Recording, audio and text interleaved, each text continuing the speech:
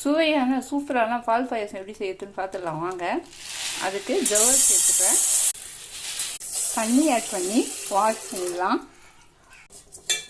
நல்லா வாஷ் பண்ணிடலாம். இப்போ இது கூட தண்ணி சேர்த்து கொதிக்க வச்சுக்கலாம்.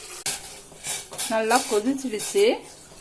இப்போ ஸ்டவ் ஆஃப் பண்ணிவிட்டு ஒரு தட்டு போட்டு மூடி வச்சிடலாம். இந்த சூட்லேயே இந்த ஜவ்வரிசி நல்லா வெந்துடும். இப்போ மிக்சி ஜாரில் ஒரு 10 பாதாம் சேர்த்துக்கலாம். 3 ஏலக்காய் சேர்த்து நல்லா பொடியாக அரைச்சிக்கலாம். இப்போ ஜவ்வரிசி நல்லா வெந்துடுச்சு. இப்போ இது கூட காய்ச்சல பாலை சேர்த்துக்கலாம். இப்போ பொடி பண்ண பாதாம் பவுடரை சேர்த்துக்கலாம். இப்போ ஒரு பேன் வச்சு கொஞ்சமாக நெய் சேர்த்துக்கலாம். இந்த நெய்யில் சேமியாவை சேர்த்து வறுத்து எடுத்துக்கலாம். இப்போ வறுத்த சேமியாவை இது கூட சேர்த்து கொதிக்க வச்சுக்கலாம்.